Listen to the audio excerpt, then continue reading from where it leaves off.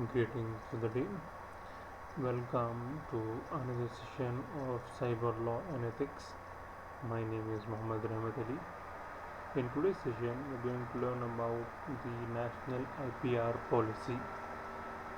But before we start our today's session, let me revise what are the things that we have studied in the previous session. In the previous session, we studied about the IPR policy, what IPR is, how IPR is being used, what are the uses of IPR, where IPR is being implemented, and what are the different domains of IPR. Now, in today's session, we're going to learn about the National IPR Policy. What is the National IPR Policy? IPR stands for Intellectual Property Rights. Now, what is intellectual property rights? Intellectual property rights stands for property or a thing which belongs to a particular person for its whole and sole authority. For example, I invented something, I discovered something, I wrote something, have written a paper, I have investigated some particular thing, and I am the only whole and sole person to whom it belongs to. So that particular thing is been considered as an intellectual property, and it has got some of the rights. So that is what we call as intellectual property rights. Now, with reference to the intellectual property rights, there are some of the policies, and with reference to the national policies, what are the things that we are going to see? The National Intellectual Property or IPR Policy 2016 was adopted in May 2016 as a vision document to guide future development of IPR in the country.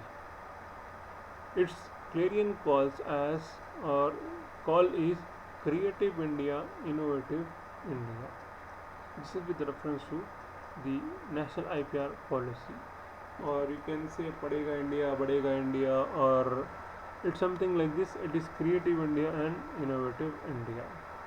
Now, further, next one it says it encompasses and brings to a single platform all IPRs, taking into account all interlinkage, and thus aims to create and exploit synergies between all form of intellectual properties, concerned stakeholders and agencies.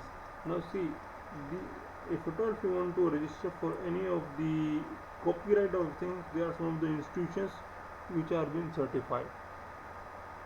They will give a certification number and patent value or a patent number by which you can uniquely identify your particular work or your particular research thing or your particular discovery or invention. Now, further it says it sets in place an institution mechanism for implementation, like for monitoring and review. It aims to incorporate and adopt global best practice to the Indian scenario. Further, Department of Industrial Policy and Promotion DIPP, Ministry of Commerce, Government of India has been appointed as the nodal department to coordinate, guide and oversee the implementation and further development of IPR in India. Now see, it is not with reference to the national one, it is with reference or it is been in cooperation with reference to international level of organizations. Now, state governments, like with reference to India and different countries, they monitor those particular things. Like for example, one of the person has invented some particular thing in America, the same is being invented by Indians, but their work and the mode of work is very different. So they will be given different copyrights and different patent values. But if at all someone has invented something or discovered something, same is been copied by some other person from another country, then it will be not be considered as a patent. But because though locally within that place that might be a unique discovery, but with reference to international level it was already been registered into patents. So the ministries will look after for this particular thing. The next one is with reference to the Cell for IPR Promotion and Management, which is CIPAM, sets up under the aegis of DIPP to be the single point of reference for implementation of the objective of the national IPR policy. India's IPR regime is in compliance with the WTO agreement on trade related aspects and intellectual property rights. Further, with reference to the web threats for an organization. Now, see, this is the major concern and the major reason why we are studying this particular subject. The main aim is wherever you will be working or wherever you are trying to, you can say, expand your business, this will always be a threat and this will remain a threat forever. What is a threat? The threat is with reference to the web-based attacks or web-based threats to any of the organization which belongs to you or for which you are working. So what is been said over here, and what are the different threats that will be there, and how we'll be tackling, we'll be studying in this particular slides. Web-based threats or online threats are categorized or category of cybersecurity risk that may cause an undesirable event or action via the internet. Now, what do you mean by this? This means already an existing system is there, somebody is trying to compromise it, or and a system which is running smoothly is being compromised or is being what you call as made into threat or made into risk by different means, either by injecting something or either by placing something or either by copying a file or either by controlling some of the part of the system. It can be anything. See, when you are connected to internet, you might not know how you have been compromised, but because you give your own consensus while accepting the policies. When you click on I accept and press OK or next, you accept different policies. I request everyone, before you accept any of the policies, please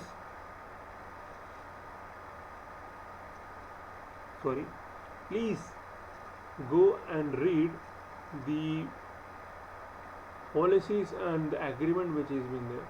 And if at all, if you remember, you used to get an ad on your TV, mutuals, something like this. Mutual investments are subjected to market risk, something like this. What is that? This particular is a disclaimer or the policies that is being said. In the same way, with reference to the web threats, different things will be attacked and in different formats. So when you are connected to internet, the system might be at risk. For that reason only, everyone is being requested to install antivirus and a firewall at your system, so that no other person or no other third party can interfere in your system. Now, what it says, it causes undesirable action or events via the internet. Further, web threats are made possible by end users' vulnerabilities, web services developer, operators, or web services themselves. Regardless of intent or cause, the consequences of a web threat may damage both individual and organization. See, this is a major, you can say, a threat or a concern. Like, see, the threats and the vulnerabilities doesn't see whether you are working in an organization or whether you are as an individual. It will attack and it will take control. Now, with reference to the recent pandemic and with reference to the recent times wherein we are living, the concept of work from home is being introduced. Now, if at all, let me think in this way, that your system is being compromised by some of the internet things, or it is been compromised by the attacker. Now your system is being attacked and you are working for a corporate company. When you log in from your system to that particular network, your system will attack other systems also and will take control. Now, with reference to only one computer or one device, every of the devices in the network are being compromised. See, this is how it works. or the what you call as the attacker might place a file in my system in such a way that if at all someone try to access that particular file or other files from my system, this particular file has been copied, and once this file has been copied on your system, that particular attacker will get the access to that particular system or device. Now he will try to manipulate all of those things. This is how it happens. This is how it happens. Like, this is how the virus travels, or this is how the worms travels. This is how one system will compromise all of the network. So these are the different web threats with reference to organization. Let me see what are the different things in the coming slides. Now, this term typically applies to, but is not limited to, network based threats in the following categories. Now, what are the categories? Private network threat, which impacts subnetwork connected to the wider global internet. Typical example can include home Wi-Fi or Ethernet network, corporate intranet, and national intranet. So this is the first type of category. The second one is with reference to the host threat, which impacts specific network host devices. The term host often refers to corporate endpoints and personal devices such as mobile phone, tablets, and traditional computers. And the last one is with reference to the web server threats, impact dedicated hardware and software that serves web infrastructure and services. Now, what are web threats? What actually are web threats? So, internet based threats expose people and computer systems to harm online. A broad scope of danger fits into this category, including well known threats like phishing and computer viruses. However, other threats like offline data theft can also be considered part of this group.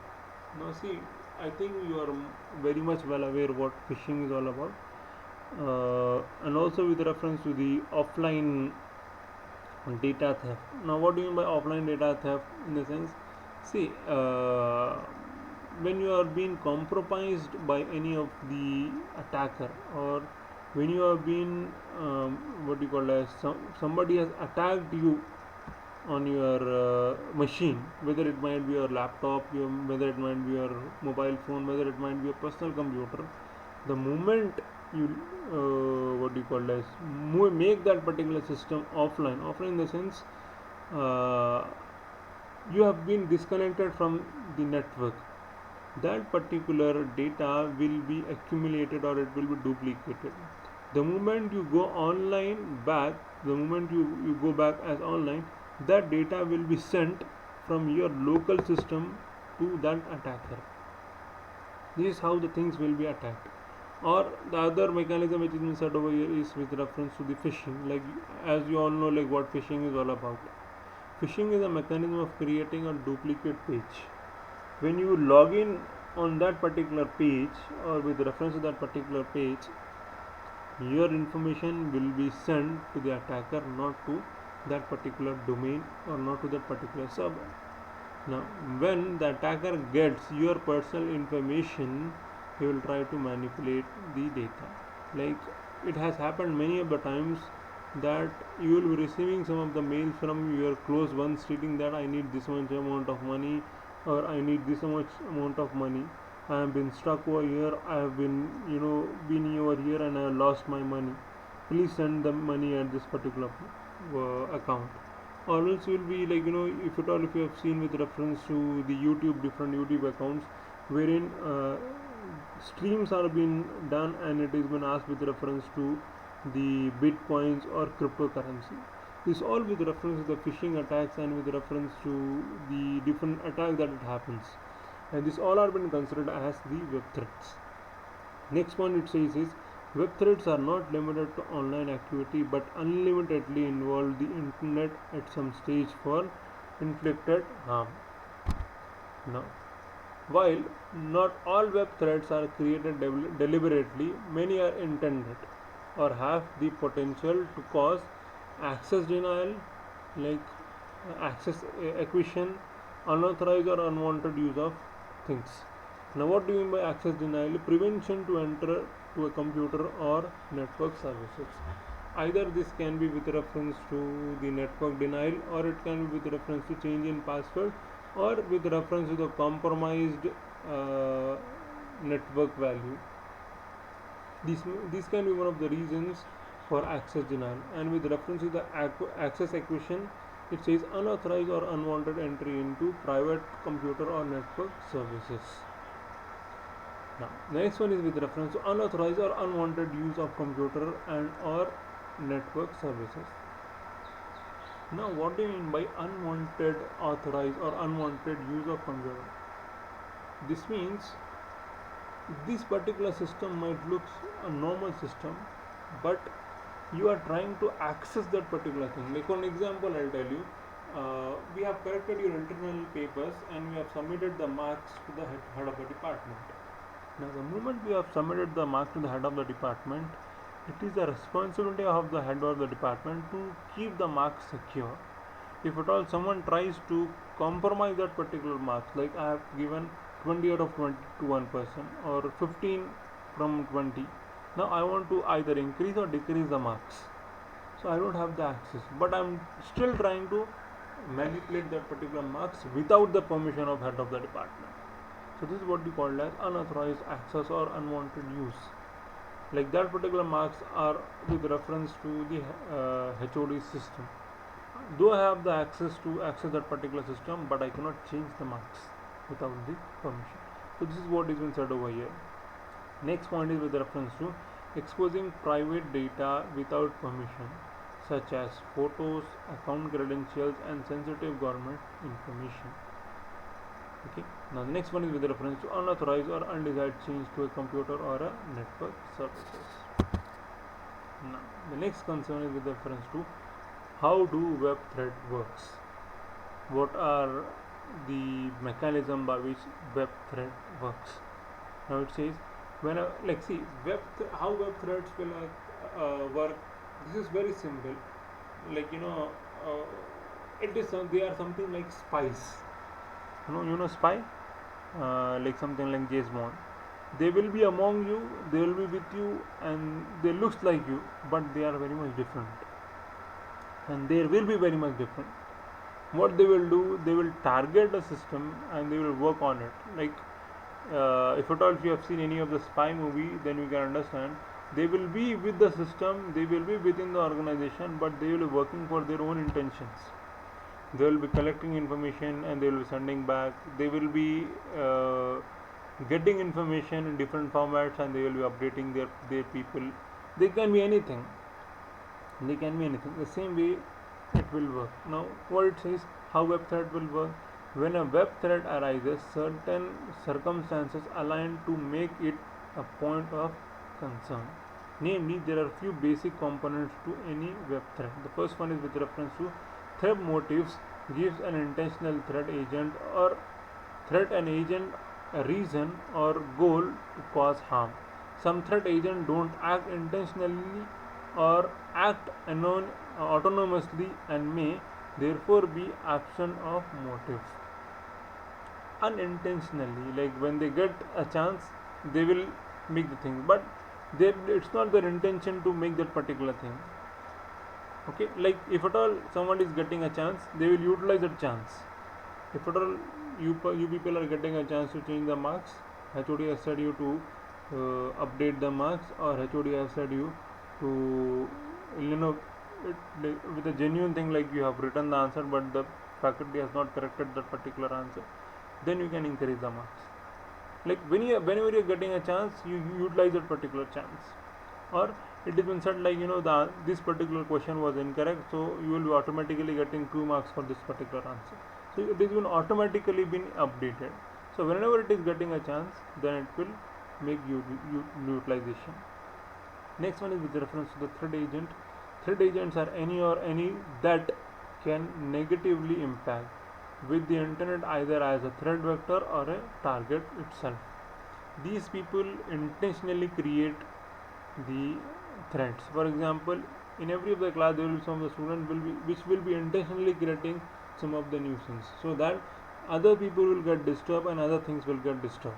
when a serious class is going on, somebody will try to disturb the class, so that all of the class environment will be disturbed, and the class will not go smoothly. So these are the agents which will intentionally do the things. And the next one is with reference to the vulnerabilities. Vulnerabilities includes any human behavior weakness, technology system, or other resources can lead to a damaging or exploitive incident. Now, what do you mean by this with vulnerability? Let me understand with reference to an example. Like, see, we are in a class and we are studying, and suddenly uh, the light goes off, or a lizard comes in, or the windows get banged. So these are some of the things which are not been created and which are not intentional, but it happens. These are not intentional, and we don't create it, but it happens. And when it happens, all of the environment will get changed. Like, at a sudden instance, the light goes off, or the fan stops. So these are some of the things which has not been created. It's not been created. So this is what we call as vulnerabilities. With reference to the computer technology, with reference to the cyber world, it says it can be with reference to the human error, or with reference to improper knowledge of that particular thing. Sorry. For that reason only vulnerabilities will occur. The next one is with reference to the threat outcomes are negative result of a threat agent acting against one or more vulnerabilities. Like I have said you, threat agents with the vulnerabilities will create more damage. So that is what the threat outcome will be. This is what the threat outcome will be. Now, how do internet web threats spread? These are things that we are going to study in the next session. I hope you understood something from today's session, and you got an idea what web threats are, how and web threats are being will be working. If at all you have any doubt, please ping me at rahmat_ali2@telegram.com, or we can have a doubt clarification session soon or later. See you in the next class. Until then, all the best for your examination, and I hope you will be doing best in your examination. See you in the next class. Thank you for listening.